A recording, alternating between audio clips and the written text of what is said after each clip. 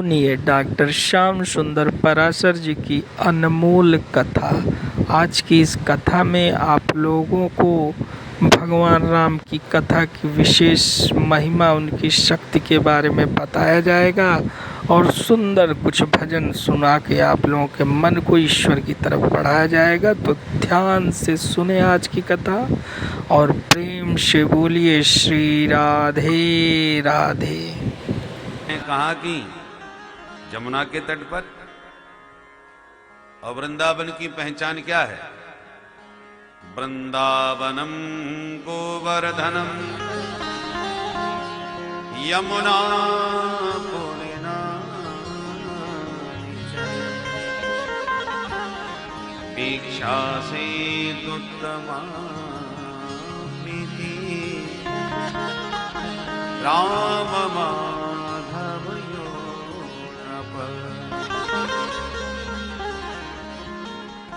वृंदावन की पहचान है गिरिराज गोवर्धन, ब्रज की कुंजें और यमुना का पुलिन।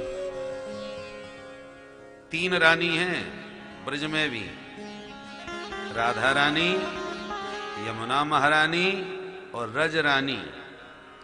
ब्रज की बड़ी महिमा है। तो रज रानी है, ब्रज रानी है और कालिंदी यमुना महारानी है। तीन की बड़ी महिमा। तो पर वृंदावन में इन तीन देवियों के साथ साथ और विचार करें, तीन ककार प्रसिद्ध है। क ब्रज के वर्तमान में विचार करके देखिए। एक तो हमारे कन्हैया, सारा ब्रज का गौरव ही कन्हैया के जन्म से हुआ है। जयचितेधिकम जन्मना ब्रज, ब्रज में गोविंद के जन्म से ही तो ब्रज की महिमा और गौरव की अभिवृद्धि हुई है। तो पहले तो ब्रज को विभूषित करने वाले श्री कृष्ण हैं, पहला ककार। दूसरा कालिंदी यमुना महारानी। तो कन्हैया और कालिंदी। और वर्तमान में कृष्ण कथा को प्रवाहित करने वाले सबसे ज्यादा कथावाचक। कथावाचक भी सबसे ज्यादा आपको वृंदावन वाले ही मिलेंगे। बोलो राधे राधे। तो कथा व्यास, कन्हैया और कालिंदी तीन है ब्रज में प्रसिद्ध। और इस समय तीनों के तीनों प्रयागराज में विराजमान है। जितने भी कथावाचक हैं लगभग सबके सब इस समय प्रयाग में अपने अपने अखाड़े में, जहां जिसको जैसा स्थान मिल गया जम गए। लगता है वृंदावन ही आ गया। और जगह जगह कन्हैया रास रचाती नजर आ रहे हैं पांडालों में। रात्रि में देखो, दिन में कथाएं, रात में महाराज कन्हैया का। तो कन्हैया की जितनी रास मंडलियां हैं ब्रज की, वो भी सब प्रायः प्रयाग में विराजमान हैं। कथावाचक भी प्रयाग में ही विराजमान है इस समय। और साक्षात कालिंदी मैया भी प्रयागराज में ही विराजमान है। यमुना जो वृंदावन में है वो इतनी निर्मल, पावन और देखने में स्वच्छता का स्वरूप दिखाई नहीं पड़ेंगी जितनी इस समय प्रयागराज में प्रवाहित हो रही है। तो मानो वृंदावन की कालिंदी भी यहीं आ गई हैं, अपनी पावनता को आप प्रवाह लिए। तो कालिंदी भी यहीं हैं, कथावाचक भी यहीं हैं और ब्रज के कन्हैया भी जगह जगह लीला रचाते हुए महारास मंडप में दिखाई पड़ रहे हैं। तो पूरा ब्रज यहीं आ गया। तो यमुना के तट पर तो हुई लीलाएं भगवान की। और इन लीलाओं का जितनी लीलाएं गोविंद ने यमुना के तट पर करी, उसको श्रीमद् भागवत के रूप में लिख करके ग्रंथबद्ध किया। किसने? वेद व्यास जी महाराज ने। तो व्यास जी महाराज ने भागवत कहां लिखी थी? ब्रह्म नद्याम सरस्वत्याम आश्रमः पश्चिमे तटे सम्याप्रास इति प्रोक्त ऋषीणाम सत्रवर्धन। मां सरस्वती के पावन पुलिन पर बद्री विशाल में सम्याप्रास आश्रम में व्यास जी महाराज ने श्रीमद् भागवत का लेखन किया। गणेश जी लिखते गए, व्यास जी गाते गए। तो श्रीमद् भागवत का उद्भव प्राकट्य कहां हुआ? सरस्वती के तट पर। और श्रीमद् भागवत में जो लीलाएं गाई गई हैं वो कहां लीलाएं हुई? यमुना के तट पर। और पहली बार श्रीमद् भागवत को विधिवत सप्ताह के रूप में विस्तृत रूप से इसका प्रचार प्रसार यदि हुआ है तो कहां से हुआ? गंगा के तट पर सुखदेव जी की वाणी से राजा परीक्षित को निमित्त बना करके। तो उद्भव हुआ सरस्वती के तट पर लेखन, और लीलाएं हुई यमुना के तट पर, और उन लीलाओं का श्रीमद् भागवत के रूप में गायन हुआ मां गंगा के तट पर। तो गंगा, यमुना, सरस्वती तीनों का संबंध भगवती भागवत की ज्ञान गंगा के साथ में है। श्रीमद् भागवत में गंगा, यमुना, सरस्वती तीनों का संगम है, तीनों से उसका संबंध है। बोल भागवत भगवान की जय। ऐसी ये परम पावन श्रीमद् भागवत की ज्ञान गंगा है। यहां पर सारी धाराएं एक साथ उपलब्ध हो रही हैं। श्रीमद् भागवत की ज्ञान गंगा भी प्रवाहित हो रही है, और भगवान के पादार विंद से निस्सृत भगवती भागीरथी की गंगा भी प्रवाहित हो रही है। और एक ही गंगा कल्याण करने के लिए पर्याप्त है। जहां भगवान की वाणी से निस्सृत भागवत की ज्ञान गंगा, चरणार विंद से निस्सृत भागीरथी गंगा, दोनों का यदि स्नान प्राप्त हो जाए, गंगा में नहाने से तन शुद्ध, और श्रीमद् भागवत की ज्ञान गंगा में गोता लगाने से मन की शुद्धि हो जाती है। तन मन शुद्ध होते ही सबाह्याभ्यंतर शुचि, भीतर और बाहर दोनों प्रकार से जीव परम पवित्र हो जाता है। इसलिए प्रयागराज की भूमि की अद्भुत अपनी महिमा है। बोल तीर्थराज प्रयाग की जय। श्रीमद् भागवत की अद्भुत महिमा है। कन्हैया के पाद पद्मों में प्रणाम करते हुए, सुखदेव जी का स्मरण वंदन करते हुए, नैमिष की भूमि में सूत जी, सौनकादि ऋषियों को श्रीमद् भागवत का महात्म्य पद्म पुराण में सुना रहे। सौनक जी ने प्रश्न किया, महाराज घोर कलिकाल आ गया है, इस घोर कलयुग में भगवत प्राप्ति का सबसे सरलतम साधन क्या हो सकता है, वो बताइए। कृष्ण प्राप्ति करम सस्वत साधनम तद बदाधुरा। प्यार से बोलिए जय श्री राधे। जय श्री राधे। थोड़ा एकाग्रता और सावधानी से सुनिएगा, क्योंकि गले की हालत बड़ी विचित्र है, आपको सुनकर समझ में आ रही होगी। कल ही कथा को इसी कुंभ में संपन्न किया था भागवत सप्ताह, वो भी दोनों सत्रों में चल रहा था, सुबह भी और शाम भी। तो कल उसको पूर्णता प्रदान करके आज यहाँ प्रारंभ कर रहे हैं, परंतु यहाँ तो भगवान की कृपा है, एक ही सत्र में सार रूप से आपको केवल माखन भागवत का चटाना है। इसलिए कंठ अभी उतना स्वस्थ नहीं है, क्योंकि कुछ ज्यादा ही लोड पड़ गया। और दूसरी बात, इस समय मेला का माहौल है, खूब रजरानी भी कृपा कर रही हैं, तो रज का प्रभाव भी कंठ पर पूरा पूरा पड़ता है। इन सब बातों को ध्यान में रखते हुए हम केवल काम चला रहे हैं, बहुत सावधानी से उसी हिसाब से बोलेंगे। तो आप लोग भी जरा उस बात को ध्यान में रखते हुए जरा सावधानी से ही श्रवण करें। बोल बंसी वारे की जय। और पूज्य महाराज जी परम तपस्वी हैं, अद्भुत महाराज के आयोजन हैं। हमने आराम में भी देखा था वो महायज्ञ, उसमें भी सम्मिलित होने का सौभाग्य मिला। हमने अपने जीवन में तो भाई पहली बार ऐसा यज्ञ देखा था, और उस यज्ञ की आज तक हमें स्मृति है, सब जगह हम चर्चा भी करते हैं। ये केवल संतों की सामर्थ्य है जो इतना विराट सब आयोजन करा सकते हैं। गृहस्थों के जीवन में एक विवाह करने में केवल एक दिन का काम होता है, उसमें भी महाराज वर्षों तक उनकी योजनाएं चलती हैं और कितना हिसाब किताब चलता है, पसीने छूटते हैं, रातें की नींद उड़ जाती है, तब जाके बेचारे एक विवाह का कार्य संपन्न करवा पाते हैं। सबका अनुभव है, हम सब घर गृहस्थी वाले ही हैं। परंतु धन्य है ये महापुरुष, एक एक साल में कितने तो आयोजन कराते हैं, और आयोजन भी केवल एक दिन का नहीं होता कि आज बारात आई और कल विदा। यहाँ 9-9 दिन तक, 10-10 दिन तक महाराज इतना भव्य आयोजन, और इतने लोग। एक कथा व्यास को संभालना महाराज एक दामाद की सेवा करने जैसी है। यहाँ 50-50, 60-60 कथावाचक हैं, और उन सबको महाराज बड़े प्रसन्न और संतुष्ट करते हैं। ये निस्संदेह भगवान की कृपा के बिना यह संतों में ही सामर्थ्य प्राप्त हो सकती है। भगवान की कृपा के बिना और किसी में शक्ति नहीं जो इतने भव्य आयोजन को सार्थक संपन्न कर सके।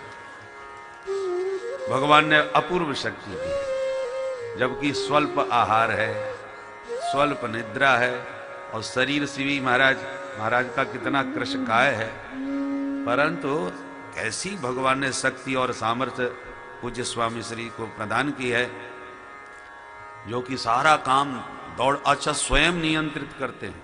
नेतृत्व भी सबका स्वयं अपने हाथों में संभालते हैं, सब चल करके देखते हैं। धन्य, ऐसी विभूतियों के दर्शन करने मात्र से ही शरीर में उत्साह भर जाता है। इसलिए दर्शनादेव साधव, श्रीमद् भागवत में भगवान अपनी वाणी से स्वयं कह रहे हैं, न हि अम्मयानि तीर्थानि न देवा मृच्छलामया ते पुनन्त्युरुकालेन दर्शनादेव साधव। भगवान के श्री विग्रह की अर्चना वंदना करने से, बड़े बड़े तीर्थों में परिभ्रमण करने से कल्याण तो होगा, किंतु ते पुनन्त्युरु कालेन, बहुत वर्षों तक जब देवार्चन और तीर्थाटन करोगे तब कल्याण तुम्हारा हो पाएगा। किंतु दर्शना देव साधव, साधु संतों के दर्शन मात्र से तत्क्षण जीव का कल्याण हो जाता है। कारण क्या है? संतों के हृदय में साक्षात ठाकुर जी क्रीड़ा करते हैं, उनके हृदय में प्रभु रमण करते हैं। रमन्ते योगिनाम हृदय, तो संत चलते फिरते चैतन्य तीर्थ हैं। स्वांतस्थेन गदाव्रतः तीर्थी कुर्वन्ति तीर्थानि स्वांतस्थेन गदाव्रतः। संत यदि तीर्थ में वास न करें तो तीर्थ का कोई महत्व न रह जाए। जैसे ब्रज में गोविंद के जन्म से ब्रज की महिमा बढ़ी, ऐसी तीर्थों में संतों के वास से तीर्थ की महिमा बढ़ती है। और जिस तीर्थ में संतों का दर्शन न हो वो नाम मात्र का तीर्थ रह जाता है। और संत जहां वास करने लग जाएं वो तीर्थ न भी हो तो तीर्थ बन जाता है। आपने ऐसे कई संतों को देखा होगा जिनकी जन्म भूमि या जिनके साधन भूमि को पहले कुछ भी नहीं था, जंगल था। हमारे मध्य प्रदेश में ग्वालियर संभाग में मुरैना जिला से कुछ दूरी पर एक जंगल में एक हमारे यहाँ पटिया बोलते हैं, पटिया माने पत्थर। पत्थर के ऊपर बैठ के एक बाबा जी जंगल में तप किए, भजन किए और पटिया वाले बाबा के नाम से प्रसिद्ध हो गए। वहां वैसे ऐसे महात्मा बहुत हैं, कोई पटिया बारे, कोई खटिया बारे बाबा भी हैं। खटिया पर बैठे हैं न जाने कितने वर्षों से, इसलिए वो खटिया बारे बाबा हो गए। तो जंगल में जहां जा करके ऐसे महात्मा बैठ जाते हैं वहीं तीर्थ बन जाता है। आज वहां पटिया वाले बाबा का इतना बड़ा तीर्थ बन गया है कि लोग दंडवती परिक्रमा लगाते हैं। फाल्गुन मास में बड़ा विशाल मेला लगता है, लाखों की भीड़ पहुंचती है। परम पवित्र तीर्थ बन गया महाराज। तो तीर्थी कुर्वन्ति तीर्थानि, संत जहां विराजमान हो जाते हैं वही तीर्थ बन जाता है। और संतों का दर्शन न हो तो तीर्थ का तीर्थत्व भी विलुप्त हो जाता है। दर्शनादेव साधव, इसलिए भगवान ने भागवत में तो अद्भुत महिमा संतों की गाई है, पग पग पर।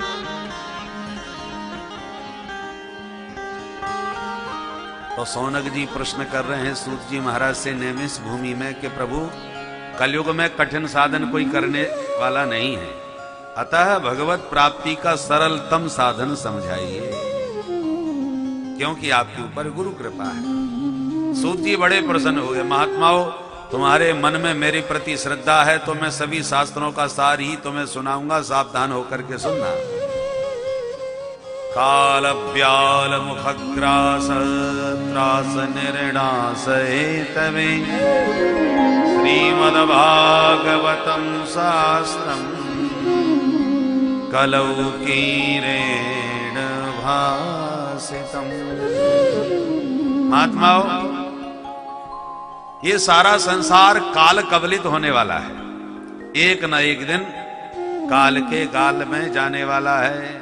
काल रूपी व्याल इसको एक दिन अपने गाल में धर लेगा, इसलिए यहां पर कोई न परमानेंट, चाहे लगा लो ओके साबुन, चाहे लगा लो सेंट। बोलो राधे राधे। राधे राधे। इसका नाम संसार क्यों पड़ा? क्योंकि संसरती थी संसार, ये सरकता जा रहा है, टिकाऊ नहीं। गंगा जी में आप नहाने जाओ, गोता लगाओ, बड़ा सुंदर निर्मल जल है।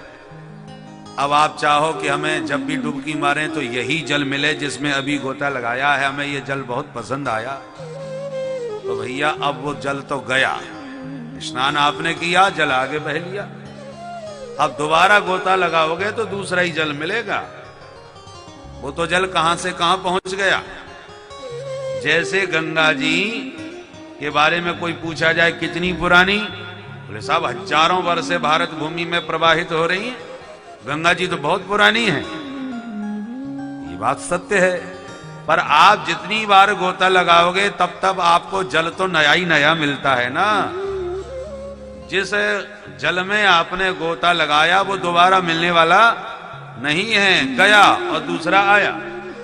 तो जैसे क्षणे क्षणे नवम नवम, प्रतिक्षण नया नया जल भगवती गंगा में प्रवाहित हो रहा है, ऐसे ये संसार प्रतिक्षण बहता जा रहा है, चलता जा रहा है। हम जितने जितने बैठे हैं, जैसे अभी हैं अगले क्षण वैसे नहीं रहते, बहुत कुछ बदल जाता है। धारा है ना, चल रही है, पर धारा इतनी मंद गति से चल रही है कि हमको चलती हुई नजर नहीं आ रही। वो परिवर्तन हमें दिखाई नहीं पड़ रहा, हो तो रहा है। दिखाई कब पड़ता है? जब किसी मित्र को, संबंधी को 10 साल के बाद देखो। जब 10 वर्ष के बाद देखा तब कहा अरे भैया तुम तो बिल्कुल सफेद हो गए, ये दाढ़ी सफेद, ये मूछें सफेद, और बहुत कमजोर भी दिखाई पड़ रहे हो, बहुत बदल गए भाई। पर वही व्यक्ति हर क्षण तुम्हारे साथ रहता तो आपको समझ में नहीं आता ये कब बदल गया। संसरती थी संसारा, गंगा जी की धारा की तरह संसार सरक रहा है, बह रहा है, प्रवाहित हो रहा है, और प्रवाहित होकर के काल के गाल में समाता जा रहा है। हम लोग भी देखो पहले बच्चे थे, धीरे धीरे जवान हो गए, खूब भागा दौड़ी करते करते जवानी में दौड़ भाग करते करते फिर धीरे धीरे बुढ़े हो गए, और बुढ़े होते होते फिर शरीर एकदम सूखता चला गया। जैसे पहले पुष्प खिलता है, कली के रूप में आता है, फिर कली धीरे धीरे विकसित होती है, पूर्णतः विकास जब पुष्प का हो जाता है तो सबका चित्त चुराता है, खूब महकता है, सबको प्रसन्न करता है, रिझाता है, और फिर धीरे धीरे वो मुरझाना चालू हो जाता है, और मुरझाते मुरझाते फिर एकदम सूख जाता है। फिर लोगों को कूड़ा दिखाई पड़ने लगता है, फूल नहीं दिखता। ये कूड़ा कहाँ से कब पड़ा है भाई, हटाओ इसको, फेंको। बोलो राधे राधे। तो जो हालत उस पुष्प की होती है, हमारे सामने ही कली बना, हमारे सामने ही फूल बना, हमारे सामने ही मुरझाया, और हमारे सामने ही कूड़ा बन करके फेंक दिया गया। हम सबकी यही स्थिति संसार के बगीचे में है। पहले हम जन्म लेते हैं, फिर धीरे धीरे खिलते हैं, फिर खूब खेलते हैं, और उसके बाद धीरे धीरे मुरझाते चले जाते हैं, और एक दिन ठिकाने लगा दिए जाते हैं। क्रम बिट बस 3 गति शरीर की है, चौथी कोई नहीं। गाड़ दिया तो कीड़े, जला दिया तो भस्म राख, और कोई जानवर खा गया तो विष्ठा बन करके यह जीव के शरीर की गति होती है। क्रम विट भस्म संज्ञान्तम शरीर मिति वर्णितम, ये जीवन की सच्चाई है संसार में। इसलिए संसार के प्रवाह में हम सब बहे जा रहे हैं, काल के गाल में समाते जा रहे हैं। और सबसे ज्यादा डर हमें काल से ही लगता है, मौत से हमें सबसे ज्यादा भय लगता है। और इस लोक को कहते ही मृत्यु लोक है, क्योंकि मृत्यु लोक में सब एक न एक दिन मरने वाले ही हैं, शाश्वत यहां कोई नहीं रहता। और इस मौत के भय को मिटाने के लिए ही श्रीमद्भागवतम शास्त्रम, ये श्रीमद् भागवत रूपी शास्त्र को प्रकट किया गया है, ताकि इसको सुनकर समझकर तुम्हारा मौत का भय मिट जाए। और राजा परीक्षित की तरह आप भी 7 दिन में ही श्रीमद् भागवत का अमृत पान करके मस्त हो जाओ, और ये लगने लगे कि लाखों तक मिल के काटें, तब भी मुझ अविनाशी को कभी नहीं मार सकते, क्योंकि जो मरेगा वो मैं हूं ही नहीं, और जो वास्तव में मैं हूं वो कभी मरूंगा ही नहीं। ये ज्ञान परीक्षित को श्रीमद् भागवत से महामुनि सुखदेव जी ने करा दिया। इसलिए मरने से पहले ही मस्त हो गए महाराज परीक्षित 7 दिन में। तो जो काम बड़े बड़े संत महंत नहीं कर पाए, वो सुखदेव जी जो 16 साल के थे, वो व्यासनंदन सुखदेव जी ने इस भागवत का अमृत पिला करके वह चमत्कार कर दिखाया। बहुत से महात्मा बैठे थे परीक्षित के सामने जब सुखदेव जी आए, पर किसी की हिम्मत नहीं पड़ रही थी कि परीक्षित को क्या समझाएं, क्योंकि उम्र केवल 7 दिन की बची है। अब 7 दिन में कौन सा साधन बताएं, योगाभ्यास करावें, योग मार्ग से बतावें कि ज्ञान मार्ग में ले जावें, वेद वेदांत को समझने में बहुत समय लगेगा, 7 दिन में तो काम नहीं बनेगा। किसी की बुद्धि काम नहीं कर रही थी, सबकी बुद्धि कुंठित थी। और इसी भागवत अमृत का पान करा के 7 दिन के भीतर परीक्षित को जीवन मुक्त कर दिया महामुनि सुखदेव जी महाराज। सबके बीच में दावे के साथ कह रहे हैं, जबकि उनके पिताजी बैठे हैं। सुखदेव जी के पिता व्यास जी महाराज भी थे, उनके पूर्वज वशिष्ठ जी विराजमान थे, पर जो कोई हिम्मत नहीं कर पाया, वो हिम्मत 16 वर्षीय सुखदेव जी ने कर दिखाई। सबके बीच में पूरे आत्मविश्वास के साथ महात्मा सुखदेव जी बोल पड़े, चिंता न करो राजन 7 दिन बाकी अभी, घड़ी भर में ही परलोक प्राप्त होता है। खट्वांग से राजा का मोक्ष 2 घड़ी में हुआ, तेरा तो शरीर अभी 7 दिन तक रहता है। मेरा यह कथन है, ऋषि सब साक्षी हैं, और भागवत पुराण से कष्ट सब मिटता है। देखता हूं आज से 7वें दिन तुम्हारे लिए, मोक्ष द्वार राम मार्ग कैसे नहीं खुलता है। मोक्ष द्वार राम मार्ग कैसे नहीं खुलता है। ये दावा महामुनि सुखदेव जी का, ये आत्मविश्वास भरी हुई वाणी सुखदेव जी की सुनकर के तो परीक्षित का सारा भय उस आत्मविश्वास को देखकर भाग गया। कुछ डॉक्टर ऐसे होते हैं कि मरीज का हाथ पकड़ के मुस्कुराते हुए ऐसी मीठी मीठी बातें करने लगते हैं कि मरीज आधा ठीक हो जाता है। और डॉक्टरों की बातें ही इतनी प्यारी होती हैं, अरे मामूली सी बात है, तुम बहुत 2 दिन में चंगे हो जाओगे, बिल्कुल चिंता खत्म करो, हम है ना। इस ढंग से बात करते हैं कि मरीज की आधी बीमारी ठीक हो जाए। उसे लगने लगता है कि अब इतने बढ़िया डॉक्टर आ गए और इतने विश्वास के साथ कह रहे हैं तो मैं ठीक हो ही जाऊंगा। ये डॉक्टर की कुशलता है। कुछ डॉक्टर ऐसे भी होते हैं कि स्वस्थ व्यक्ति का भी हाथ पकड़ना और नब्ज देखना चालू कर दें तो उसे खड़े खड़े बीमार कर देते हैं। नब्ज तुम्हारी ठीक नहीं चल रही, आंखें भी तुम्हारी ठीक नहीं लग रही, आंखों में पीलापन लग रहा है, कहीं पीली आंख की शिकायत ना हो तुम्हें, अब तुम ये भी चेकअप कराओ, ये भी चेक कराओ, ये भी चेक कराओ, तमाम चेक करवाना चालू किया। और तो डॉक्टर साहब कुछ ज़्यादा खतरा तो नहीं है, मैं ठीक तो हो जाऊंगा ना। बोले देखो अब रिपोर्ट आने दो, फिर बताते हैं जैसा होगा, हम कोई भगवान तो है नहीं, ईश्वर की जैसी मर्जी होगी।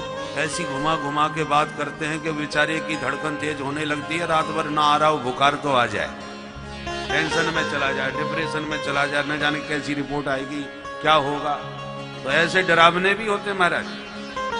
तो सुखदेव जी सदगुरु वैद्य हैं, सदगुरु वैद्य वचन विश्वासा। राजन चिंता ना करो, ये आत्मविश्वास सुखदेव जी का ऐसा अद्भुत है जिसे देखकर सुनकर परीक्षित मस्त हो गए, प्रसन्न हो गए, सारा भय भाग गया। श्रीमद् भागवतम शास्त्रम कलौ कीरेण भासितम। तो मौत के भय को मिटाने के लिए ही श्रीमद् भागवत की ज्ञान गंगा प्रवाहित हुई है। महाराज जब इतनी जोरदार ये कथा है तो 7 दिन में ही क्यों सुनाई जाए। माघ का महीना कल्पवास एक महीने का होता है, तो 1 महीने तक कथा होने दो। और 1 महीने की कथा कम सुनने में मिलती है, होती तो है, 15 दिन की भी होती है, 1 महीने की भी होती है, परंतु ज्यादातर 7 दिन का सप्ताह होता है। सप्ताह भागवत बहुत होता है और सप्ताह की महिमा भी बहुत ज्यादा है। तो ये 7 दिन की परंपरा कहां से प्रारंभ हो गई महाराज, ये किसने प्रारंभ की? सूत जी कहते हैं ऋषि, और ये परंपरा हमारे सनक सनंदन सनत कुमार जी ने सम्राट महाराज देवर्षि नारद जी को सुना करके यह परंपरा का शुभारंभ किया। हैरान हो गए सौनक जी, महाराज हमने तो ऐसा सुना है नारद जी 2 घड़ी से ज्यादा कहीं ठहरते ही नहीं। तो 7 दिन बैठ के उन्होंने भागवत कहां सुन ली? और नारद जी के मन में ये सप्ताह भागवत सुनने और करने की इच्छा क्यों जगी? थोड़ा विस्तार से ये बात समझाएं तो बड़ी कृपा होगी। सूत जी कहते अच्छा सुनो। एकदा हि विशालायां चत्वार ऋषयो मलाः सत्संगार्थं समायाता दद्रसोस्तत्र नारदम्। एक समय की बात, बद्री विशाल में भगवान सनकादिक परिभ्रमण कर रहे थे सत्संग करने की भावना से कि कोई संत मिले बैठ के सत्संग करे, कि अचानक नारदम ददृशु, उन्हें दूर से नारद जी आते दिखाई पड़े। अरे नारद जी तो बहुत जोरदार महात्मा है, बढ़िया सत्संग होगा, चलो। और जैसे ही दौड़ के नारद जी के पास आए तो नारद जी की शकल पे 12 बज रहे, बुरी तरह भागे चले जा रहे हैं। बद्रीनाथ की भूमि में भी पसीना आ रहे हैं, चिंता के मारे डूबे जा रहे हैं, लंबी लंबी सांसें, लंबे लंबे कदम बढ़ा रहे हैं। अरे ये बाबा जी को क्या हो गया? इन महात्मा का तो कोई आश्रम भी नहीं है जिसकी कोई चिंता हो, मुक्त संग महात्मा है। जब एक जगह ठहर ही नहीं सकते तो झोंपड़ी भी काय के लिए बनाए, और क्यों बनाए? कुछ भी संग्रह परिग्रह इनके पास जीवन में नहीं है, तो फिर ये काय को मुंह लटकाए जा रहे। चारों महात्माओं ने नारद जी को देखते ही टोका, कथम ब्रह्मन दीन मुख। अरे नारद जी महाराज, ये मुंह लटका के किधर भाग रहे हो? कहां से आगमन हो रहा है? इस समय आपका मुंह ऐसे लग रहा है जैसे महान कंजूस का किसी ने धन लूट लिया हो, या 1500 की तमाम नोटों की गड्डियां कागज के टुकड़े बन गए हों। तब जो व्यापारियों की हालत होती है, आज वही हालत नारद जी तुम्हारी हो रही है। तुम्हारा कौन सा व्यापार घाटे में चला गया? कौन सी तुम्हारी संपत्ति किसी ने छीन ली है? गत वित्तो यथा जन, ऐसे जा रहे हो जैसे लोटा पिटा कोई व्यापारी मुंह लटकाए जा रहा। नोचितम बद कारणम, आप जैसी जीवन मुक्त महात्माओं का लटका हुआ मुंह अच्छा नहीं लगता, इसलिए आपकी उदासी का कारण क्या है, विस्तार से हमें बताओ। तब नारद जी ने दंडवत प्रणाम करके कहा सनकादिकों से कि बड़े भैया, हम सचमुच बहुत परेशान हैं आज। पर परेशान क्यों हैं वो और सुन लो। हाँ सुनाओ। बोले आपकी तरह हम भी सत्संग प्रेमी हैं, और सत्संग का आनंद तो भारत भूमि के अलावा कहीं है मिलता ही नहीं। स्वर्ग में चले जाओ, भोग सामग्री सुख सामग्री बहुत मिलेगी, पर यह सत्संग का आनंद मिलने वाला नहीं है। न यत्र वैकुंठ कथा सुधापगा न साधवो भागवतास्तदाश्रया न यत्र यज्ञेश मखा महोत्सवा सुरेश लोकोपि न वै सेव्यता। स्वर्ग में ना तो साधु संतों के दर्शन मिलेंगे, स्वर्ग में ना ये इतने सुंदर सुंदर यज्ञशालाएं और वेद मंत्रों की ध्वनि भी स्वर्ग में सुनने को नहीं मिलने वाली। न यज्ञ महोत्सव है, न साधु हैं, न विद्वान हैं, केवल भोग सामग्री है। खाओ पियो मौज करो, अमृत पान करो और अप्सराओं के नृत्य गानों का दर्शन करो। ये सामग्री तो बहुत है, पर भजन सामग्री कुछ भी नहीं है। इसलिए स्वर्ग के देवता भी सत्संग करने के लिए धराधाम पर आते हैं। अरे स्वर्ग की भी छोड़ दो, भोले बाबा के कैलाश पर्वत पर भी ये आनंद नहीं मिलेगा जो इस धराधाम पर प्राप्त हो रहा है। अरे कैलाश की भी बात छोड़ दो, वैकुंठनाथ भगवान के दरबार में वैकुंठ में भी चले जाओ तो वैकुंठ विहारी तो मिल जाएंगे, परंतु भगवान की कथा सुनने का आनंद वहां पर भी आपको मिलने वाला नहीं है। इसलिए महात्मा में कहते हैं स्वर्गे सत्ते च कैलासे वैकुंठे नास्तयम रसः अतः पिबंतु सद्भाग्या मामा मुंचन कर हिचित। तो स्वर्ग की और कैलाश पर्वत की क्या बात करें, वैकुंठे अपि अयम रसः नास्ति, वैकुंठ में भी ये रस मिलने वाला नहीं है। साकेत बिहारी हमारे श्री रामभद्र जब जा रहे थे तो प्रजा सहित रघुवंश मणि पूरी प्रजा को साथ में ले ली, चलो जिसका मन हो चलो। और हनुमान जी हाथ जोड़ के दूर खड़े हो गए। प्रभु श्री रामभद्र बोले, हनुमान तुम वहां जाके क्यों खड़े हो, बैठो ना विमान में। श्री हनुमंत लाल जी ने कहा, सरकार ये बताओ आप जा कहां रहे हो लेकर के। बोले हम अपने दिव्य धाम साकेत में जा रहे हैं। तो सरकार आपके उस दिव्य धाम में आपकी कथा सुनने को तो मिलेगी ना। भगवान बोले वहां कथा तो नहीं मिलेगी, पर हम तो मिलेंगे, निरंतर सतत हमारा सानिध्य सुख प्राप्त होगा आपको। हनुमान जी बोले वो तो ठीक है सरकार, परंतु आप मिले और आपकी कथा नहीं मिली तो मामला अधूरा है। क्योंकि आप तो मिल गए, देखो कोई कितनी भी महान हस्ती आपको प्राप्त हो जाए, पर उसकी विशेषताएं जब तक कोई न गावे, उसकी महिमा को कोई न सुनावे, तब तक हृदय न तो श्रद्धा से भरता है न आह्लाद उसमें आता है। इसलिए सरकार आप तो नित्य मेरे हृदय भवन में निवास कर ही रहे हो। जासु हृदय आगार बसहि राम सर चाप धर। तो धनुष बाण लिए तो आप 24 घंटे हमारे हृदय में विराजमान हो, जब चाहोगे आंख बंद करके देख लेंगे आपको। पर आपकी कथा सुनने को यदि न मिले महाराज तो आनंद नहीं मिलेगा। इसलिए हमें क्षमा करें, जब तक इस धराधाम पर आपकी कथा की गंगा बह रही है तब तक ये दास उसी गंगा में गोता लगा के यहाँ रहेगा, और यदि गंगा लुप्त हो गई तो फिर आने की सोचेगा। हनुमंत लाल जी ने दंडवत कर लिया, परंतु साकेत नहीं गए, और सप्त चिरंजीवियों में हनुमान जी आज भी विराजमान होकर के रसिकों को आनंद प्रदान करते हैं। जहां कहीं भी प्रभु के गुण गाए जाएं वहीं दौड़ करके किसी न किसी रूप में आकर के विराजमान हो जाते हैं। यत्र यत्र रघुनाथ कीर्तनम तत्र तत्र कृत मस्तकांजलिम वाष्पवार्य परिपूर्ण लोचनम मारुतिम नमत राक्षसांतकम। हनुमान जी कथा सुनते हैं तो कैसे सुनते हैं, आंख बंद करके प्रेमाश्रु प्रवाहित करते हुए देह रोमांचित उनका होता है और देह का भान तक भूल जाते हैं। ऐसे परम रसिक श्री हनुमंत लाल जी है।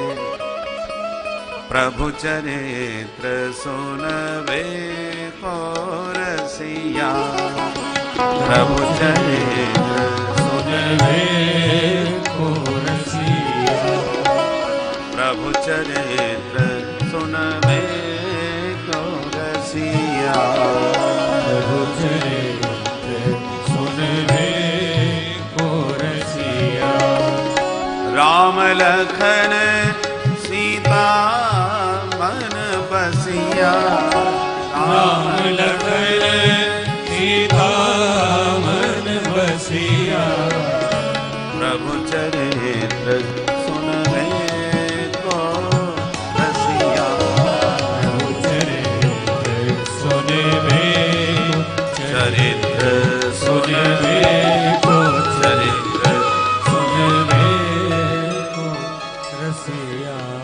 रसिया का मतलब क्या है? जो रसज्ञ है, जिसका रस में प्रवेश है, वो रसिया होता है। जिस रस में आपका प्रवेश होगा, आपको उसी में ज्यादा आनंद आएगा।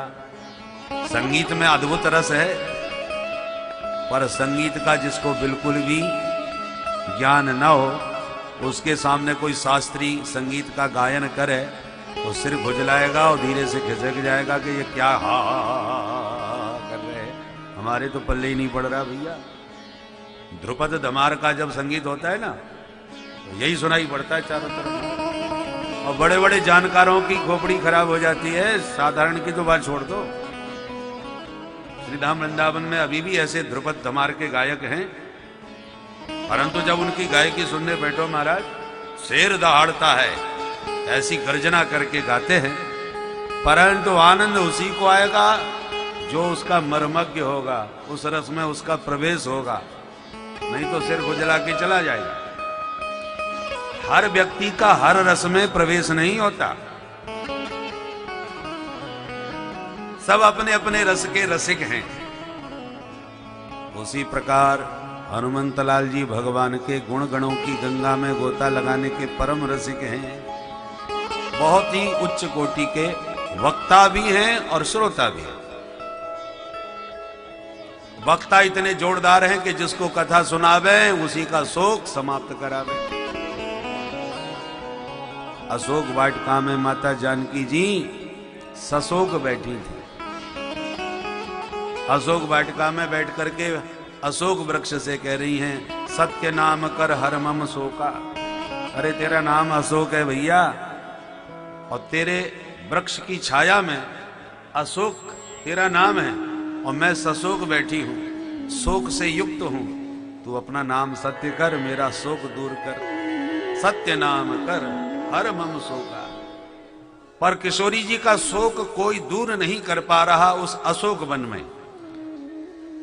हनुमंतलाल जी ने जब देखा तो देख जानकी दीन, किशोरी जी की यह दीन दशा देखकर द्रवित हो गए। हनुमंतलाल जी मन में सोचने लगे, माँ का कष्ट कैसे दूर करूं, अभी मेरा तो माता जी से ठीक से परिचय भी नहीं हुआ है, मुझे पहचानती भी नहीं है, आज से पहले मिला भी कभी नहीं हूं, तो मैं कथा सुनाऊं तो कैसे सुनाऊं, और जब तक कथा नहीं सुनेंगी तब तक इनका सुख मिटने वाला नहीं है। क्योंकि समाज में जिसको देखो वो किसी न किसी शोक में डूबा हुआ है?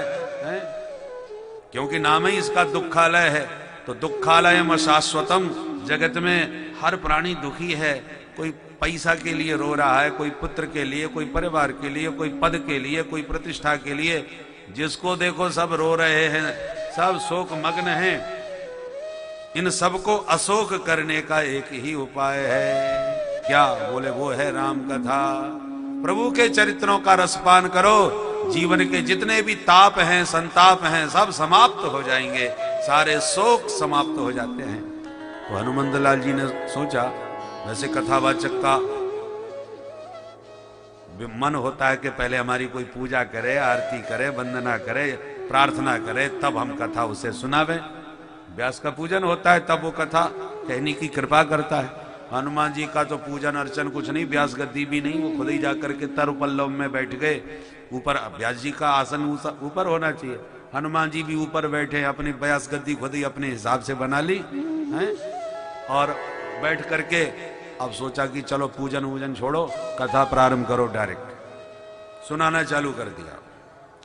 रामचंद्र गुण बरने लागा, रामचंद्र गुण बरने, कथा प्रारंभ हो गई। रामचंद्र गुण बरने लागा, रामचंद्र कथा का परिणाम क्या हुआ? सुनत ही सीता कर दुख भागा, सुनत ही सीता कर दुख भागा, सुनत ही सीता कर दुख भागा, सुनत ही सीता कर दुख भागा, रामचंद्र गुण बरने लागा, रामचंद्र गुण बरने भरने चंद्र गुण भरने चंद्र गुण भरने। ऐसी जोरदार राम कथा कही कि सुनने की देर नहीं भई के दुख टिका नहीं भागा।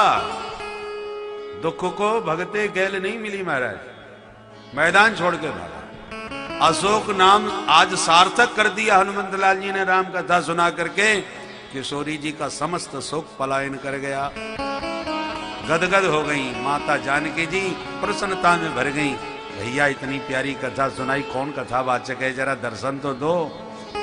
हनुमंत लाल जी बोले माता जी राम जी की कथा ही सुंदर है, कथावाचक तो ये बेचारा बंदर है।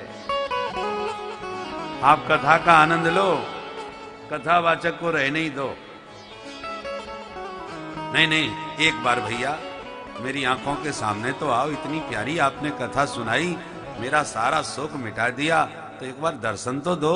कथा व्यास जी जब निवेदन किया तो आना पड़ा, और जैसे ही सामने आए तो तुरंत किशोरी जी ने मुंह फेर लिया डर के मारे। फिर बैठी मन विस्मय भयऊ, अरे इतना खतरनाक ये बंदर, इसने जितनी जोरदार कथा सुनाई। बोलो राधे राधे। राधे राधे। मुझे स्मरण आ गया हमारे रामायणी जी श्री राजेश्वरानंद जी, जो राम कथा के अद्भुत प्रवक्ता थे, जिनका अभी कुछ ही समय पूर्व शरीर पूरा हुआ, जिनका यहाँ भी इस कार्यक्रम में भी आना सुनिश्चित था, नाम हमने कार्ड में पढ़ा। तो जब हमने प्रथम दर्शन किया बरेली में, नाम बहुत सुना था, दर्शन नहीं किया था। हम ब्रह्म मुहूर्त में 4 बजे पहुंचे, तो उसी कार्यक्रम में सम्मिलित हो रहे थे। तो हमने कहा हमने सुना है यहाँ राजेश्वरानंद जी आए। बोले हाँ आए हैं। कहाँ है? बोले ऊपर विश्राम कर रहे हैं। गर्मियों का समय था, छत पर लेटे थे। तो हमने कहा चलो दर्शन तो करें आए। तो हम 4 बजे चले गए। उस समय महाराज जी पूरे दिगंबर बने, विश्राम में मैदान में छत पर स्वतंत्र सरल स्वभाव थे, लेटे थे। और हमने जाकर के जब दर्शन किया तो एक क्षण को तो हम चक्कर में पड़ गए, क्या सचमुच यही राजेश्वरानंद जी हैं? ये बात बहुत पुरानी है। जो उस समय उनका शरीर भी बड़ा अच्छा हृष्ट पुष्ट था, अब तो इन दिनों में तो काफी कमजोर हो गए थे, और पहले बड़ा सुंदर विशाल शरीर था, परंतु इतने भयंकर भुजंग जैसे लगे कि तो हम डर गए। हमने कहा ये तो बहुत खतरनाक से लग रहे हैं भैया। परंतु हमने कहा अच्छा ठीक है, अब उनको छेड़ना जगाना ठीक नहीं, सवेरे ही मिलेंगे। हम विश्राम में चले गए। जब रात भर का सफर करके सवेरे पहुंचे थे तो हम विश्राम किए, तब तक उनकी कथा प्रारंभ हो गई। तो हमने ऊपर से ही दर्शन किए, व्यास गति दिखाई पड़ रही थी वहां। तो व्यास गति पर जब उनके स्वर कान में पड़े व्यास गति से, अरे यही बोले कि व्यास वही बोल रहे हैं राजेश्वरानंद जी। तो हमने ऊपर से झलक देखी। तो रात्रि में जब देखे तो बड़े भयानक से लग रहे थे, परंतु जब कथा की सुंदर गंगा उनकी वाणी से प्रवाहित हुई और वो स्वर जब कान में पड़े तो उनका मुख इतना सुंदर और इतना सुरीला सुन करके मन हृदय सब आत्मा प्रसन्न हो गई। तो हमने कि देखो ये है राम कथा का चमत्कार कि ये बंदर को भी सुंदर बना देते हैं। बोलो राधे राधे। था हम लोगों के पास ना हो गए तो हम लोगों को कोई घास डालने वाला नहीं था, पर आज देश विदेशों में जहां जाए वहीं जय जयकार और चरण धोले जाते हैं। तो इसमें हमारे महिमा थोड़ी है, ये सारी महिमा भगवान के चरित्रों की है। तो हनुमान जी ने तो कहा कि माता जी कथा ही सुंदर है, हम तो बंदर हैं। और जब दिखा कि सचमुच ही बंदर हैं तो किशोरी जी ने भी मुंह फेर लिया। ये कथावाचक इतना खतरनाक, डर गई बेचारी। बोलो जय सिया राम।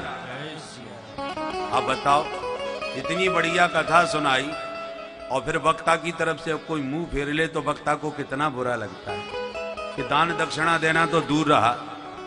अरे हर वक्ता चाहता है कि जब कथा के बाद वो नीचे उतरे तो जो देखे वो कुछ तो बोले कि महाराज आपकी कथा में बड़ा आनंद आया। ऐसी कथा तो हमने सुनी ही नहीं। 2-4 बात कोई ऐसे कह दे तो वक्ता भीतर ही भीतर उसके लड्डू फूटने लगते हैं कि भाई हमारी वाणी में भी दम है। ऐसी बात नहीं, हर वक्ता प्रशंसा चाहता है प्रायः, पर हनुमान जी को देखकर मुंह फेर लिया, प्रशंसा करना तो दूर रहा, दान दक्षिणा की तो बात ही नहीं। आप बोलिए कैसा लगा होगा। पर हनुमान जी वास्तव में ज्ञान इनाम अग्रगण्य हैं और रघुपति प्रिय भक्त भी हैं, भक्त भी हैं और ज्ञानी भी हैं।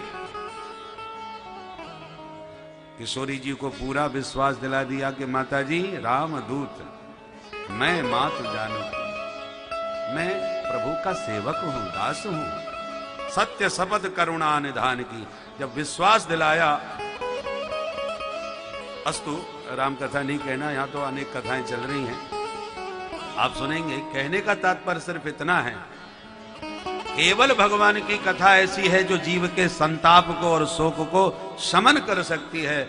और जितने भी साधन हैं कठिन साधन हैं तो सही, पर सब कठिन हैं।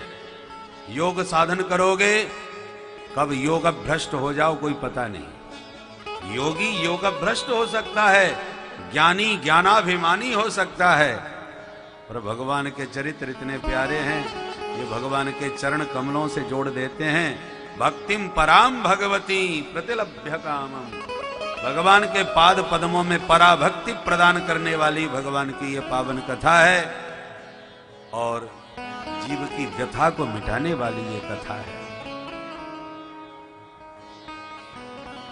कलयुग में इससे बढ़िया सरल साधन और क्या हो सकता है। तो सनकादिक नारद जी से पूछे कि परेशानी क्या है, तो नारद जी परेशानी बता रहे। परेशानी यह है कि जिस भारत भूमि की पहचान भगवान की कथा और सत्संग से थी, आज उस भारत भूमि में मैं सर्वत्र भटका, कोई तीर्थ मैंने नहीं छोड़ा, सारे तीर्थों में गया, बड़े बड़े संतों के पास भी गया, बहुत बढ़िया सदाचारी सदगृहस्थों के घर भी गया, और ना पश्यम कुत्रचित् शर्म मन संतोषकारकम, मन को शांति संतोष कहीं भी नहीं मिला, सब जगह गड़बड़ है। पाखंड निरता संतः, जैसे दावाग्नि लगने पर सारा जंगल भस्म हो जाता है, ऐसी कलि दावानले नाद्य साधनम भस्मतांगतः, कलयुग रूपी दावाग्नि के लग जाने से आत्म कल्याण के जितने साधन थे भस्म प्राय हो गए हैं, नष्ट प्राय हो गए हैं। सब में मिलावट हो गई है, खान पान में जैसे मिलावट हो रही है, दूध में मिलावट, घी में मिलावट, हर सामग्री में मिलावट, किसमें क्या मिल जाए कोई पता नहीं। ऐसी ऐसी चीजें मिल जाती हैं कि जिनको छूना भी निषिद्ध है और वो भी मिला करके खिला तक देते हैं महाराज, उसकी व्याख्या करने की जरूरत नहीं, सबको मालूम है। तो जैसे इन सामग्रियों में मिलावट हो गई और फिर भी लोग खा रहे हैं, ऐसे ही आत्म कल्याण के जितने साधन थे उन सब में भी मिलावट होती जा रही है कलयुग के प्रभाव से। कथाएं तो बहुत हो रही हैं, परंतु कथा सुनने को नहीं मिल रही। विप्रैर भागवती वार्ता गेहे गेहे जने जने, कारिता कणलोभेन कथा सारस्ततो गतः। कथा तो खूब हो रही है भागवत की, परंतु केवल अर्थ की प्रधानता से। वक्ता भी देख रहा है कितना माल आ रहा है, भागवत का अर्थ क्या है उसे वक्ता को मतलब नहीं, भागवत से अर्थ कितना पा रहे हैं, उसका अर्थ कितना समझ पा रहे हैं, उससे लेना देना नहीं, और भागवत से अर्थ कितना हमको प्राप्त हो रहा है इस पर पूरा ध्यान है। इसलिए कथा सारस ततो गतः, इसलिए श्रीमद् भागवत का जो कथा का सार था, जो तत्व था, वो लुप्त प्राय हो गया, क्योंकि तत्व पर दृष्टि ही नहीं है। सब भागवत के शब्दों के अर्थ पर दृष्टि ही नहीं है, ध्यान ही नहीं है कि श्लोक क्या कह रहा है, इस श्लोक का यह शब्द है। एक एक शब्द पर आचार्यों ने कितना चिंतन किया है और टीकाएं लिख डाली।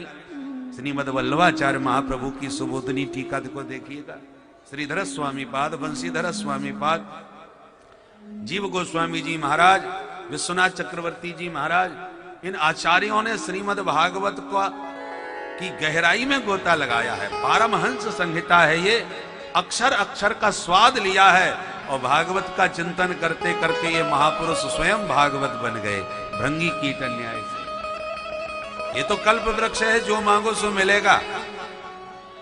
पर कोई सम्राट के पास जाकर के कहे महाराज गैया भूखी बंधी है, एक पाला भूसा दे दो, बड़ी मेहरबानी होगी, तो चक्रवर्ती महाराज का अपमान भी है और वो सिर पकड़े के कहेंगे इस मूर्ख को मेरे दरबार में भूसा लेना था, मांगना था। बोलो राधे राधे। देखो किसी मिठाई की दुकान पर जाकर के उससे कहो भैया जरा एक खाली डिब्बा देना या कोई दोना देना, तो हाथ हिला देगा, फ्री में नहीं मिलेगा। मिठाई का कहीं कहीं के रसगुल्ला बहुत प्रसिद्ध है, आपने सुना होगा। मिठाई हर जगह की अलग अलग प्रसिद्ध होती है। आप कहीं किसी दुकान पर रसगुल्ला बहुत प्रसिद्ध है वहां के, अब आप तुरंत 2 रसगुल्ला लेकर के खड़े खड़े खाना चाहते हो, तो एक बड़ा दोना होता है, जो बड़ा होता है उसको दोना कहते हैं, और जो छोटा होता है बुंदेलखंड की भाषा में उसको दुनिया बोलते हैं। एक छोटी सी दुनिया में 2 रसगुल्ला दे दो। तो छोटी सी दुनिया रसगुल्ला मांगोगे तो फिर रसगुल्ला का ही दाम दो, उस दुनिया का आपको पैसा अलग से देने की जरूरत नहीं है, क्योंकि वो भी फ्री की नहीं है, मिली तो वो भी है। अरे जाने दो, दूध पीने जाओ किसी दुकान पर, क्या हिसाब है? दूध का हिसाब पक्का है, सौदा कर लो और फिर कहो गर्मा गर्म 1 कुल्हड़ दूध हमको चाहिए, तो आप कुल्हड़ भी पैसे से आया है, पर कुल्हड़ का दाम देने की जरूरत नहीं है। दूध पी रहे हो, कुल्हड़ तो फ्री में मिल जाएगा। रसगुल्ला ले रहे हो तो दुनिया वो फ्री में मिल जाएगी। उसी प्रकार भगवान रस स्वरूप हैं, रसो वैसः रसम हेवानम लब्ध्वानंदी भवती। परमात्मा रस स्वरूप हैं, उस परम रस रूप परमात्मा को पाने का प्रयास करोगे तो ये दुनिया है ना, ये संसार फ्री में ही आपको गिफ्ट में प्राप्त हो जाएगा। इसका कुछ मूल्य दुनिया पर है। हमें रसगुल्ला चाहिए ही नहीं, हमें तो ये दोना चाहिए। तो खाली दोना यदि मांगोगे तो दुकानदार भी हाथ हिला देगा, कहीं और देखो, वो भी खाली नहीं देने वाला। पर रसगुल्ला यदि मांग रहे हो तो आपको दुनिया का दाम ही नहीं देना, फ्री में मिल जाएगी। और कहीं बढ़िया कीमती सामान यदि किसी ज्वेलर्स की दुकान पर जाकर के आप खरीदो तो बहुत कीमती गिफ्ट आपको फ्री में देगा, कलम देगा, डायरी देगा, कैलेंडर देगा, न जाने क्या क्या देगा। ये तो आपका मूल्यांकन तब होगा कि आप कितनी कीमती चीज खरीद रहे हैं। जितनी कीमती वस्तु को आप खरीदेंगे उसी के अनुपात में आपको कीमती गिफ्ट भी मिलेगा। उसी प्रकार भगवान अणोरणीयान महतो महीयान बृहत्तम है। और उन प्रभु का जो मैंने लीनो गोविंदा मोल मायरी, मीरा जी गा रही है, मैंने खरीद लिया गोपाल को। और जो गोपाल को खरीदता है ना, उसके लिए संसार अपने आप ही उसका हो जाता है, संसार उसका दीवाना बन जाता है। मीरा जी को आज कौन नहीं जानता, ध्रुव प्रहलाद को कौन नहीं जानता, पर इन्होंने कीमती चीज खरीदी है, इसलिए दुनिया इनकी अपने आप हो गई। इसलिए दृष्टि उच्च पर होना चाहिए, परमात्मा पर दृष्टि डालो, जगत अपने आप मिल जाएगा। जब जगन्नाथ तुम्हारा हो गया तो जगत कहां जाएगा, वो तो अपने आप ही मिल जाएगा।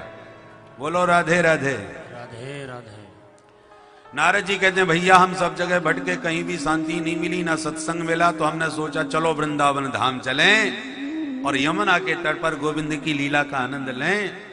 और जैसी वृंदावन में गया तो तत्राश्चर्यम मया दृष्टम श्रूयताम तन मुनीश्वरा। वृंदावन में जाकर के एक विचित्र आश्चर्य को मैंने देखा, वो भी सुन लीजिए महाराज। एक युवती जमुना के तट पर सिर पकड़ के रो रही थी और 2 बुढ़े सामने पड़े थे। उसको रोता देखकर हमको दया आ गई। हमने उससे पूछा कासित्वम, देवी जी आप कौन हैं? बद देवी सविस्तारम स्वस्य दुखस्य कारणम, आपके रोने का कारण क्या है देवी जी, जरा विस्तार से हमें समझाइए। तब उस देवी ने परिचय दिया, अहम भक्ति नीति ख्याता इमौ में तनयौ मतौ ज्ञान वैराग्य नामानौ काल योगे जर्जरौ। महाराज मेरा नाम है भक्ति देवी और दो बुढ़े जो मेरे सामने पड़े हैं ये मेरे बच्चे हैं, इनका नाम है ज्ञान और वैराग्य। पर समय की गति देखो, मैया जवान और बच्चे बुढ़े, इसी दुर्दशा पर मैं रो रही हूं। और मेरे बच्चे यदि ठीक नहीं हुए तो इदम स्थानम परित्यज्य विदेशम गम्यते मया, मैं छोड़ करके वृंदावन कहीं परदेश निकल जाऊंगी, ऐसे नहीं रहूंगी। क्षण भर में नारद जी भक्ति मां की इस वेदना को समझ गए और कहा देवी बिल्कुल दुखी न हो, मैं नारद प्रतिज्ञा करता हूं इस लोक में मैंने तुम्हें जन जन में प्रतिष्ठित नहीं कर दिया तो मैं हरि का दास न कहलाऊं। नारद जी ने प्रतिज्ञा करी, प्रसन्न हो गई भक्ति महारानी और गदगद होकर के नारद जी को प्रणाम करके स्तुति करने लगी। जय हो नारद जी महाराज, आपकी जय हो, जय जयकार करने लगी। जयति जगति माया यस्य कायादवस्ते, जयति जगति माया यस्य कायादवस्ते, जयति जगति माया यस्य कायादवस्ते, जयति जगति माया यस्य कायादवस्ते।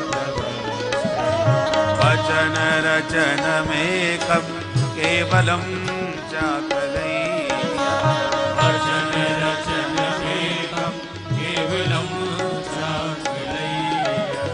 ध्रुव पदमपि यातो यत्कृपातो ध्रुवोऽयम्, ध्रुव पदमपि यातो यत्कृपातो ध्रुवोऽयम्।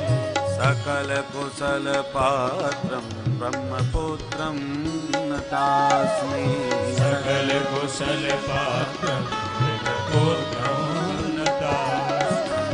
सकल कुशल पात्रं ब्रह्मपुत्रं नतास्मि, सकल कुशल पात्रं ब्रह्मपुत्रं नतास्मि। जयति जगति माया, जयति जगति माया, जयति जगति माया। नारद जी महाराज आपकी जय हो, जय हो, जय हो। आपने कृपा करी तो प्रहलाद को भक्त शिरोमणि बना दिया, आपने अनुग्रह किया तो ध्रुव जी को ध्रुव पद प्रदान कर दिया। आज भी आकाश में चमक रहे हैं सप्तऋषि जिसकी परिक्रमा लगा रहे हैं, ऐसा परम पद ध्रुव जी आपकी कृपा से प्राप्त किए हैं। तो जैसे ध्रुव प्रहलाद पर कृपा करी महाराज, ऐसी मेरे इन बच्चों पर कृपा करो। देखो बेचारे मूर्छित पड़े। नारद जी ने कहा देवी दुखी होना बंद करो, मैं प्रतिज्ञा करता हूं जन जन में तुम्हें स्थापित नहीं कर दिया तो मैं हरि का दास नहीं, और इन ज्ञान और वैराग्य की वृद्धावस्था को अवश्य दूर करूंगा। परंतु तुम सिर्फ एक काम करो। क्या करूं? श्री कृष्ण चरणाम भोजम स्मर दुखम गमिष्यति। गोविंद के चरण कमलों का चिंतन करो, ध्यान करो, स्मरण करो, तुम्हारा सारा शोक समाप्त हो जाएगा, इसमें कोई संदेह नहीं। क्योंकि एकमात्र गोविंद का नाम ही है जो जीव के शोक का समन करने वाला है। हरि स्मृति ही सर्व विपद विमोक्षणम। इसलिए आइए एक बार आप भी मेरे साथ प्रभु का स्मरण कर लें, मन को सावधान करके। ब्रज के नंद लाला श्री राधा जू के सांवरिया, सब दुख दूर होंगे जब तेरा नाम लिया। ब्रज के नंद लाला श्री राधा जू के सांवरिया, सब दुख दूर हुए जब तेरा नाम लिया। ओ सब दुख दूर होंगे जब तेरा नाम लिया। सब दुख दूर हुए जब तेरा नाम लिया। मीरा पुकारे तुम्हें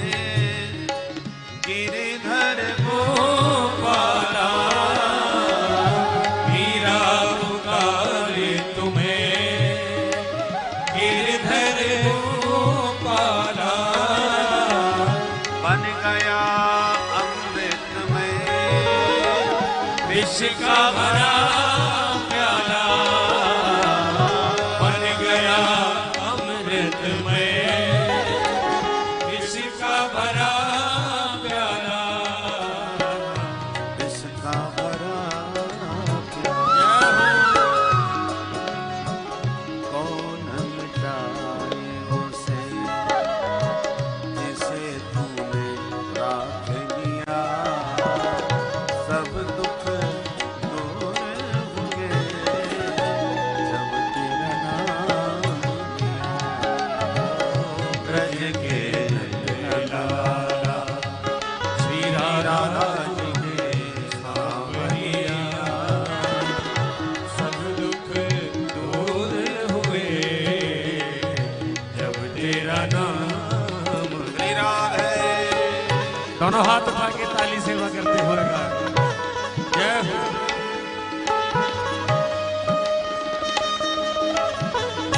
श्री वृंदावन बिहारी लाल जय हो।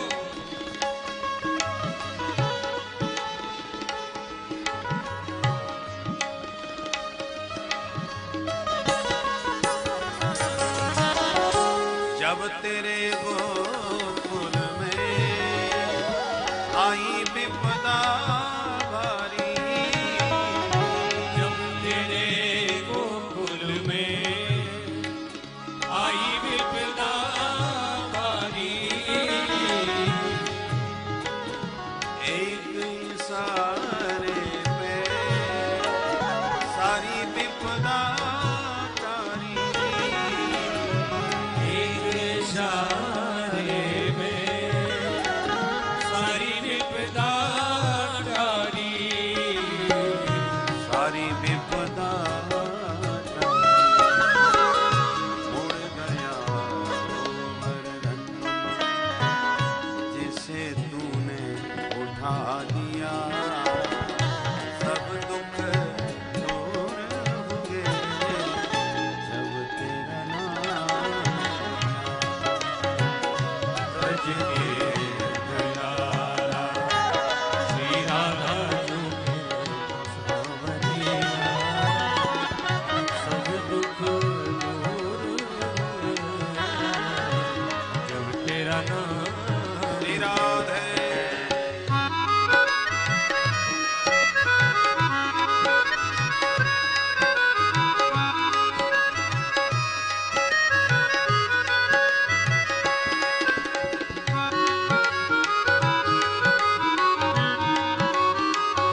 जय जय श्री राधे।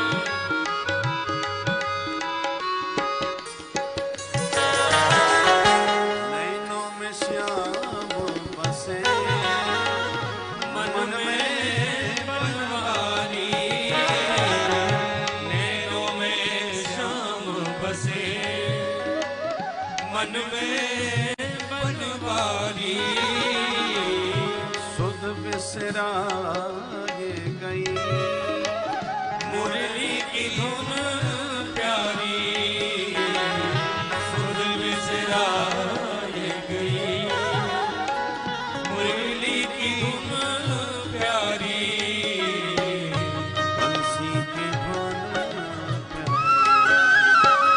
मेरे मन मंदिर में रास रचाओ रसिया, सब दुख दूर होंगे जब तेरा नाम।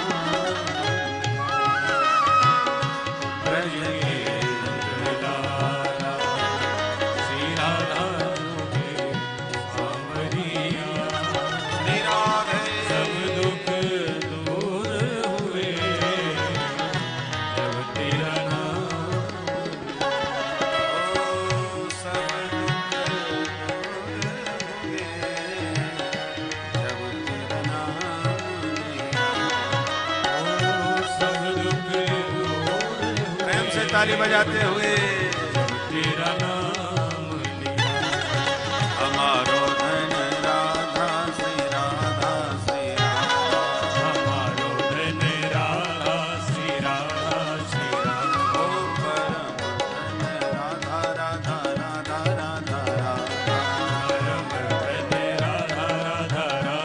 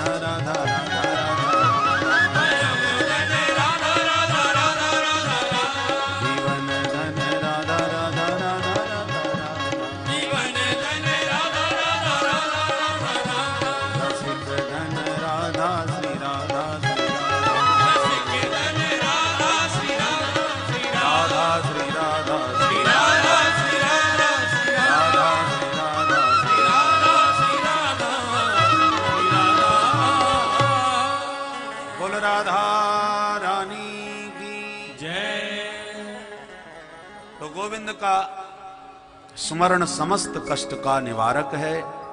इसलिए हे भक्ति महारानी, आप भी प्रभु के चरणों का स्मरण करो। श्री कृष्ण चरणाम भोजम स्मर दुखम गमिष्यति। और इतना कह के ज्ञान वैराग्य को जगाने के लिए कमर कस ली नारद जी ने। कैसे जगाऊं? वेद वेदांत घोषश्च गीता पाठेर मुहुर्मुहुः। चारों वेद सुना डाले, सारी उपनिषदें सुना डाली, बारंबार भगवत गीता का पाठ सुना दिया। थोड़ा सा होश तो आया, आंख भी खोली और थोड़ी देर में फिर आंख बंद करके बेहोशी में चले गए। अब नारद जी को चिंता हो गई, जब इतना हैवी डोज दे करके भी इनका कोई लाभ नहीं हुआ तो इससे ज्यादा कीमती चीज क्या होगी। आकाशवाणी हुई, नारद जी सत्कर्म करोगे तभी ये ठीक होंगे। नारद जी बोले, वेद वेदांत सुनाया, ये सत्कर्म नहीं था क्या? कौन सा सत्कर्म सुनाऊं, कौन सा सत्कर्म करूं? आकाशवाणी ने कहा, संतों से पूछो, आजकल कुंभ लगा है, बहुत से महात्मा आए हैं, उनमें से कोई ना कोई बता ही देगा। नारद जी निकल पड़े। जो भी महात्मा मिले, महाराज जी कृपा करके बस एक बात बता दो हमें आज, ये सत्कर्म किसे कहते हैं? सामान्य महात्मा तो नारद जी के ही हाथ जोड़ लेते हैं। अरे महाराज जी, ब्रह्मा के बेटा हो, ब्रह्मांड में घूमते हो, हमसे पूछ रहे हो, आपको नहीं मालूम तो हम क्या बताएंगे? माफ कीजिए महाराज, हमारा मजाक मत उड़ाइए। और जिनकी बड़ी प्रतिष्ठा थी उनके पास गए, महाराज जी केवल इतना बता दो सत्कर्म किसे कहते हैं? तो महाराज जी अपने गरिमा बचाने के लिए, अपनी इज्जत बचाने के लिए इशारा करने लगे। हमने आजकल मौन व्रत ले रखा है, मौन खुलेगा तो सब बता देंगे, परंतु अभी हम कुछ नहीं। यो मौनी बाबा बन गए बेचारे। मुंह की भूतास्तथा नेतु की अंतस्तु पलायता। कुछ मौन हो गए, कुछ दाएं बाएं खिसक लिए, पर नारद जी को प्रत्युत्तर कहीं नहीं मिला। निर्णय लिया नारद जी ने, अब हम किसी से नहीं पूछेंगे, सीधे भगवान बद्री विशाल के दरबार में जाके नर नारायण भगवान से पूछ के आते हैं। ऐसा विचार करके महाराज मैं बद्रीनाथ में घूम रहा था, सो वो दोनों तो मिले नहीं, आप चारों मिल गए।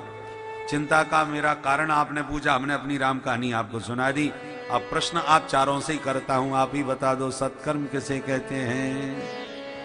सनकादिक बोले, अरे राम राम, इतनी मामूली सी बात पर इतने परेशान हो? बिल्कुल चिंता त्याग दो, हम बताएंगे आपको। बता दो महाराज। बोले, वो सत्कर्म कोई और नहीं, श्रीमद् भागवतालाप सत्वगीत सुखादिभिः। साक्षात सुखदेव जी की जो मधुर वाणी से निःसृत श्रीमद् भागवत है, इसी के श्रवण करते ही ज्ञान वैराग्य स्वस्थ मस्त होके मैया के साथ ताता धैया करके नाचेंगे, ये हमारा सुदृढ़ विश्वास है। नारद जी बोले, पर आपके दावे में दम नजर नहीं आ रही। क्यों? बोले, महाराज अब चारों वेद सुनाने से उन्हें कुछ नहीं हुआ, तो आपकी भागवत में ऐसा क्या है भाई? अरे भागवत के श्लोक श्लोक में वेदों के सूत्रों की ही व्याख्या भरी पड़ी है महाराज, और वेद हम सुनाए बैठे हैं। तो जब वेदों के सुनने से कुछ नहीं हुआ तो भागवत से क्या होगा? तब सनकादिकों ने कहा, नारद जी ये भ्रम है तुम्हारा, ध्यान से सुनो। आम्र फल जो होता है वो बड़ा रसीला होता है। अब रसीला फल चूस के कोई ये कल्पना करे फल इतना मीठा तो वृक्ष कितना मीठा। फल फेंको डायरेक्ट, आज वृक्ष ही पूरा चबा जाते हैं, तो वृक्ष के चबाने से रस मिलेगा भला? कदापि नहीं। ज्यादा कोशिश करी तो बत्ती सी बाहर आ जाएगी, पूरे वेदांती बन जाओगे। बोलो राधे राधे। किंतु रस तो आपको फल से ही मिलेगा। तो क्या फल में स्वतंत्र रस आ सकता है? कभी नहीं। फल में जो भी रस आया वृक्ष से ही आया है, तो वृक्ष में रस होगा तभी तो फल में आया है। परंतु हम और आप डायरेक्ट वृक्ष से कोई कुछ भी रस नहीं प्राप्त कर सकते, हमें रस फल से ही मिलेगा। उसी प्रकार वेदों में बड़ा ज्ञान भरा हुआ है, बहुत रस भरा है, परंतु वेदों के रस को समझने में और ग्रहण करने में सामान्य व्यक्ति सक्षम नहीं है। और उसका सारा सर्वस्व रस निकाल करके व्यास जी महाराज ने श्रीमद् भागवत के फल में सन्निहित कर दिया है। अब हम लोग इस भागवत के द्वारा तो उस रस का सहजता से ग्रहण कर सकते हैं, पर वेदों में और वेद मंत्रों में जो रस है उसको समझना, ग्रहण करना हम सामान्य प्राणियों के बस की बात नहीं है। निगम कल्प तरोर गलितम फलम। और दूसरी बात, दूसरा दृष्टांत दिया, इक्षुणाम अपि मध्यांतम शर्करा व्याप्य तिष्ठति। गन्ना के रस में शक्कर ही है, परंतु गन्ना का रस शुगर फैक्ट्री में जब शक्कर बन करके तैयार होता है तब उस शक्कर से हम बढ़िया जोरदार मिठाइयां बना लेते हैं। अब जिस जगह शक्कर डालते हैं उस जगह आप गन्ना का रस डाल करके वो मिठाई बनाओगे तो शायद बढ़िया ना बने, जबकि वस्तु अलग नहीं है, वही है। केवल एक का नाम गन्ना का रस है, दूसरे का नाम शक्कर है। तत्वतः विचार करोगे तो गन्ना का रस ही शक्कर बना है, पर चाय में आपने शक्कर नहीं खत्म, शक्कर घर में खत्म हो गई, नहीं मिली, तो गन्ना का रस निचोड़ के बनाओगे, दूध ही फट जाएगा या बढ़िया आपका चाय दूध